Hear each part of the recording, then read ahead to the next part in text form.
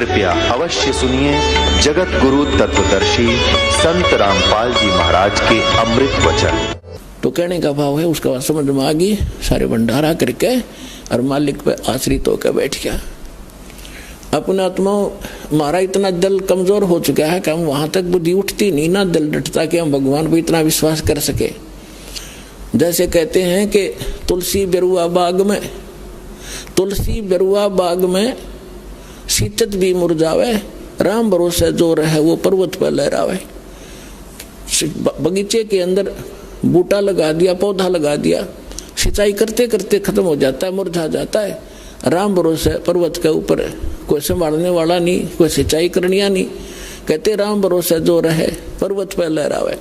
तो हमारा इतनी बुद्धि उठती नहीं, लेकिन इसको उठाने का ये प्रोसीजर है। एक दिन ऐसी दृढ़ता होगी आपके अंदर कि सर्वनाश होता दिखा आपने, आप दृढ़ रहना भगवान के ऊपर, फिर देखना ऐसा बादल टल जाएगा, दुख का तो सोच भी नहीं सकते आप। अब नरसी ने क्या किया, झोपड़ी डाल कर बैठ गया। पहले उसकी हुंडी चला करती थी। हुंडी मीन जैसे आजकल बैंक है और बैंक में ड्राफ्ट बनाया जाता है, उतने पैसे जमा करा दो, उनको आप लिख कर दे देगा बैंक की तरफ से कि ये 10 लाख रुपए का ड्राफ्ट दे दिया। आप किसी भी शहर में जाओगे, उस बैंक से आप वो पैसा वहां ले लोगे। रास्ते में वो एक कागज आपके पास होगा, कोई चोर उचक्का उसको ले नहीं सकता, पैसे को आपसे छीन भी लेगा, आप तुरंत कार्रवाई कर दोगे, वो कैंसिल हो जाएगा। तो इस प्रकार पहले हुंडी बनाई जाती थी, और हुंडी बनाने के लिए राजा लोग अपने शहर के धनी व्यक्तियों को ऑथराइज कर देता था कि ये सेठ इन शहरों में ये हुंडी बनाने के अधिकारी हैं, इनकी इतनी संपत्ति भी है, इतने अमाउंट तक की वो बना सकते हैं, जैसे 10 लाख की या 20 लाख तक बना सकते हैं, या जैसा उनको बता रखा था। तो उनकी वो हुंडी बनाता था पहले, इतना धनी व्यक्ति था। कौन? नरसी मेहता। 4 महात्मा थे, साधु भक्त। उन्होंने द्वारका जाना था भगवान के तीर्थ स्थल पर। 500 रुपये ले रहे थे वह चांदी के। उन्होंने सोचा चांदी के 500 रुपये लेकर जाएंगे, रास्ते में कोई छीन लेगा, हुंडी बनवा लेते हैं। और हुंडी वालों की लिस्ट सब शहरों में सबके पास होती थी। सब जो भी हुंडी लेने देने वाले सेठ थे, और उनके साइन और उनकी कोड वर्ड भी उनको पता होता था। तो उन्होंने सोचा चल हुंडी बनवा लेते हैं। उनको पता था कि यहाँ एक नरसी नाम का कोई सेठ है, वो हुंडी बनाता है। उस समय वो सेठ निर्धन हो चुका था, लेकिन राम नाम का धनी हो गया था। कबीरा सब जग निर्धना और धनवंता ना को धनवंता सो जानिए। जिस पर राम नाम धन, वह नकली संपत्ति तो यही रह जानी थी। असली धन मिला नरसी को, जंगल में बैठ गया झोपड़ी डाल के। अब वो नगर में गए, उन्होंने पूछा भक्तों ने कि अभी हमने हुंडी बनवानी है, या हुंडी कौन बनाता है? हमने सुना नरसी सेठ बनाता है, उस नरसी का घर कहाँ है? तो उन्होंने, गांव वालों ने तो मजाक पा गया था, नाश कर दिया। अब समाज का, संसार और भगत का, जगत और भगत के विचारों में और क्रियाओं में अंतर होता है, दिन और रात का। इसलिए उनके मतभेद सदा से बने हुए हैं। तो वो लोग कहने लगे कि अच्छा नरसी, अरे नरसी तो भाई बहुत बड़ा सेठ है भाई, बिल्कुल वो तो, लेकिन आजकल नखरे करता है वो। महात्मा बोले भाई क्या नखरे करता है? अखबार लेता नाटेगा और ज्यादा दबाव देगे जो बनाओगा वो आजकल। बोले भाई है कहाँ? वो भाई सेठ है, लेकिन आजकल भगत बन रहा है, बाहर जंगल में बैठता, वही हुंडी हांडी बनाता है। अब उन्होंने सारी पक्की जचा दी, भाई ठीक है। वो जाकर कहे भाई नरसी जी कहाँ है? ये रहा भाई नरसी जी, आ जाओ, आओ महात्माओं बैठो। आगे वो 500 रुपये रख दिए।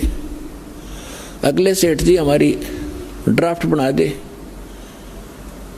अब उसने नरसी ने कहा कि महात्मा जी मेरी हुंडी कैंसिल हो ली है, मैं सेठ नहीं रहा, मैं कंगाल हो गया, आपने दिखता नहीं, मैं यहाँ बैठा हूँ जंगल में। उन पक्की जचगी, वो जो कहे थे गाँव वाले सारी साची, अब आएगा ये तो नरा ने कमार है।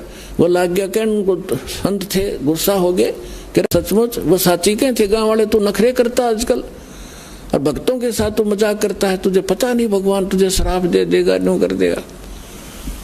अब उसने समझ गया उनकी भाषा से नरसी कि ये तो हमारे साथियां ने चंगरा रखे हैं और जितनी कहूँगा उल्टे पड़ेंगे ये, और कुछ है भाई महात्मा है, साधक है, कुछ उठ पटाक मेरे ऊपर श्राप दे देंगे तो भारी पड़ जाएगा। तो उसने सोचा भाई इनका पीछा भी छुटवाना है, एक कागज मंगवा लिया कि महात्मा जी कागज ले आओ। वो कागज ले आए, उसने लिख दिया सांवल सा, क्योंकि कृष्ण का पुजारी था, श्री कृष्ण जी का पुजारी था, सांवरिया भगवान का।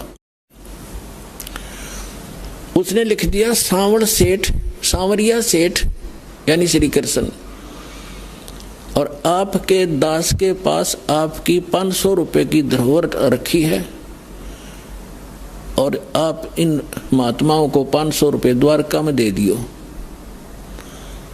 अब वो तो लेकर कागज चले गए। वो पीछे से क्या किया उस सेठ ने, उस 500 रुपए की चांदी के 500 रुपए का खाद्य सामग्री मंगा ली भोजन भंडारे की और भंडारा कर दिया परमात्मा के निमित्त, सारा खिला दिया। अब उन महात्माओं ने जाके वहां द्वारका में पता किया कि भाई एक सांवरिया नाम का कोई सेठ है, उससे हमने हुंडी कैश करानी है। अब आम व्यक्ति ने बता दिया कि इससे पूछ लो, ये सेठ है जिसकी हुंडी चलती है। सामने गए उसके पास, उसने वो कागज देखा, तब उस सेठ ने, द्वारका के सेठ ने कहा कि ये तो फेल हो रहा है, रिजेक्टेड हो गया, ये तो गवर्नमेंट की तरफ से तो कंगाल है, इसकी हुंडी नहीं चलती। महात्माओं तुम तो ठग लिए उसने। अब वो महात्मा का गला नहीं उतरा कि वो तो साफ आदमी था, पहले नाट्य भी था, मैं बना नहीं सकता, और फिर बना दी। तो ये कहानी क्या है, उन्होंने सोची ये उससे ईर्षा करता होगा। दूसरा पूछा, तीसरा पूछा, जहां भी 5-7 की हुंडी चलती थी, सभी ने ये कहा कि तुम तो ठग लिए महात्मा, इसके नाम पर चवन्नी नहीं मिला तुम्हें, कितना घूम लो। अब उनको बड़ा दुख हुआ कि भाई, और ये भी नहीं उलाना भी नहीं दे सकते, नरसिंह में ठग लिया, तो नाट्य था भाई। अब उनको ये भी मालूम था ऐसा भगत है तो पैसे नो के नो पाओगे हमारे सुरक्षित वहां पर। इसलिए वो बोले भाई देखो कुछ खावा पीवा हो, ये बात फलाने पड़ेंगे भक्ता का किसी का आगे, और बड़ी गलत बढ़िया। तो वो बैठ के एक तरफ जाकर अपना विचार विमर्श कर रहे थे। तब नरसिंह परमात्मा की दया से भक्तों की कुछ दृष्टि काम करने लग जाती है। नरसिंह जी ने देखा कि परमात्मा आए कि नहीं उनको देने के लिए, हुंडी कैश करी कि नहीं भगवान ने। उसने देखा महात्मा तो पश्चाताप कर रहे हैं, हुंडी मिली नहीं, उस कागज को साथ लिए बैठे हैं। तब उसने अपनी पत्नी से कहा, धर्मपत्नी से नरसिंह ने, कि जो सामान लाए थे हम 500 रुपए जो साधु दे गए थे, उसमें से कोई सामान बचा तो नहीं है। तो उसकी पत्नी ने बताया कि थोड़ा सा आटा बच रहा है, जो रोटी बनाने के लिए मैं प्रयोग करूँ थी, सूखा आटा, पलोथन बोला हमारे यहाँ, पलोथन। तो उसके नरसिंह ने कहा कि आप इसकी रोटी बनाओ पानी के हाथ लगा लगा के। उसने उसके बचे हुए आटे की 4 रोटी बनी। अब 4 रोटी बनाकर थाली बाहर निकला था, को साधु संत मिल जा रहा चलता, उसने खिला दूं। इतने में परमात्मा पहुंच गए एक साधु रूप बना के, और नरसिंह घर झोपड़ी से बाहर निकला, सामने महात्मा खड़े थे। नरसिंह ने कहा महात्मा जी भोजन खा लो, अगला भाई भूख लाग रही है। अब 4 रोटी उसको चारों की चारों रख दी, और रोटी खा के महात्मा जी चले गए। परमात्मा कहते सोचल छिदर मैं करूं अपने जन के काज। अब थोड़ी देर में देखा तो क्या हुआ कि परमात्मा पहुंच गए मारवाड़ी सेठ बन के, लंब इतना बड़ा साफा, कान में कलम और काख में वो पैड बई और धोती, जैसे राजस्थानी बांध जाकर दो लांगड़ की। और वो पहुंच गए वहां पर मारवाड़ी सेठ बन के, और कहने लगे महात्मा जी कैसे बैठे हो। उन्होंने देखा भाई वो में सेठ दिखाई दे, इसने भी दिखा दी कागज। कहने लगे महाराज जी के बताओ सेठ जी, हमारे गलत बूंदी बन गई, बहुत बुरा हो गया।